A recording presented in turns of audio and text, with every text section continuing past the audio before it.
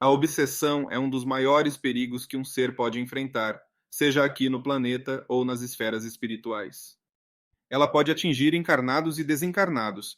Trata-se de um processo em que um espírito envolve outro, que pode estar encarnado ou não, de maneira a gradativamente transformá-lo em uma marionete para que satisfaça todas as suas vontades.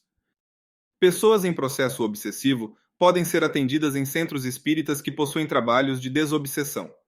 Nesses trabalhos, há a presença de médiuns que recebem os espíritos que estão obsidiando os encarnados ali presentes, a fim de buscar esclarecer-lhes sobre a necessidade de se afastarem.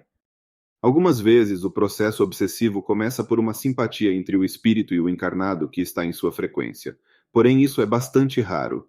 Em geral, trata-se de espíritos que buscam se vingar do encarnado por algo que viveram juntos em outras vidas, e para isso aproximam-se deles, incutindo lentamente pensamentos que o encarnado começa a tomar como seus.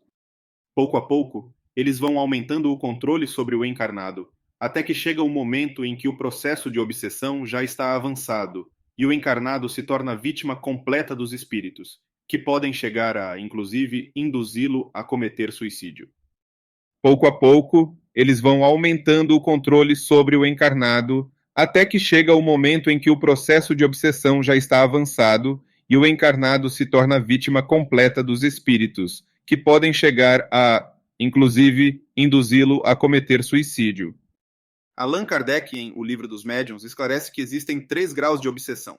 O primeiro deles é a obsessão simples, que é quando o espírito se aproxima do encarnado e passa ali a incutir diariamente pensamentos, que começam a se misturar aos seus. Ele lentamente passa a ouvir tudo o que o espírito lhe pede para fazer. Esse estágio pode evoluir para o grau de fascinação. Nele, o encarnado começa a idolatrar o espírito, seguindo à risca tudo o que ele lhe induz, e passa a estar em sintonia total com ele, enganado por uma espécie de ilusão produzida pela ação direta do espírito. O terceiro grau é o mais perigoso. Nele já se configura a subjugação, na qual o encarnado perdeu total controle e passa a ser comandado pelo espírito, que induz tudo o que ele deve dizer ou as ações que deve praticar. Trata-se, portanto, de uma opressão que paralisa a vontade daquele que a sofre.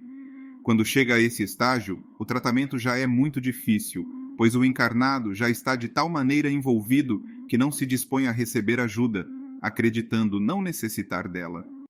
Essa subjugação pode ser moral, em que a pessoa é solicitada a tomar decisões absurdas e comprometedoras, ou corporal, em que o espírito age diretamente sobre os órgãos do corpo, provocando movimentos involuntários e levando o encarnado a praticar atos considerados ridículos. Muitas vezes acaba sendo dado como louco pela sociedade e internado em algum manicômio. Porém, frequentando trabalhos de desobsessão, ele pode receber auxílio, sendo necessária a ajuda de amigos e parentes para convencê-lo da necessidade de tratamento. Como dito, em geral, esses casos de obsessão são motivados pelo desejo de vingança que o espírito obsessor nutre. O tipo mais comum de obsessão é a que se dá do espírito para o encarnado. Entretanto, a obsessão pode se dar também de encarnado para espírito e até de encarnado para encarnado.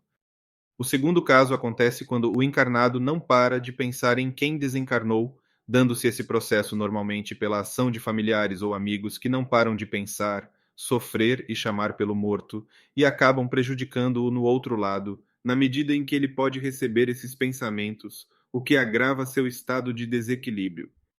Em alguns casos também temos a obsessão de encarnado para encarnado, em que um indivíduo começa pouco a pouco a influenciar o outro, influência essa que pode evoluir até o total controle.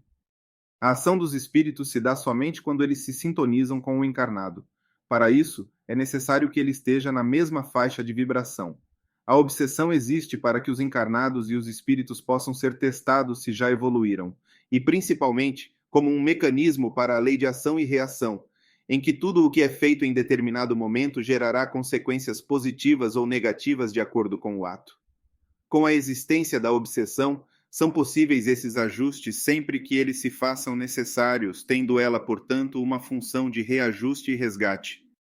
A única maneira de evitar a obsessão é mantendo o pensamento firme, focado no bem, e fazer orações para se ligar a Deus toda vez que sentir um certo desequilíbrio.